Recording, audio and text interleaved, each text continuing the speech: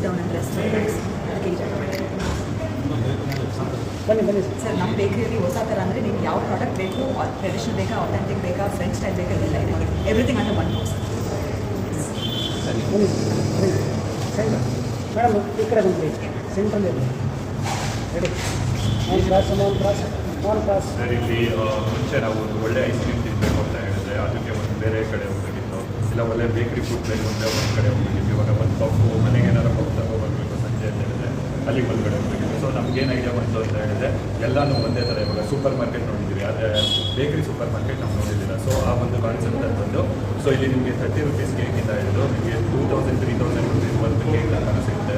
Puff ಆಗಿರ್ಬೋದು, ಆಮೇಲೆ ಮಾಮೂಲಿ ಒಂದು ಅಯ್ಯಂಗಾರ್ ಬೇಕರಿಯಲ್ಲಿ ಏನು ಸಿಗುತ್ತೆ ಅದು ಆ ಥರ ಇಂದ ಹಿಡಿದು ಒಂದು ಸ್ಟ್ಯಾಂಡರ್ಡ್ ಬೇಕರಿ ಏನು ಸಿಗುತ್ತೆ ಅದನ್ನೆಲ್ಲ ಮಾಡೋಣ ಅಂತ ಸಿಕ್ಕಾಪಟ್ಟೆ ಲಕ್ಸುರಿಯಾಗಿ ಮಾಡಿದ್ದಾರೆ, ಕಾಸ್ಟ್ಲಿ ಅಂತ ಅಂದ್ಕೊಂಡ್ರೆ.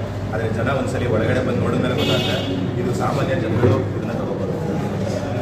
ಅವ್ರಿಗೆ ಆಂಬಿಯನ್ಸ್ ಕೂಡ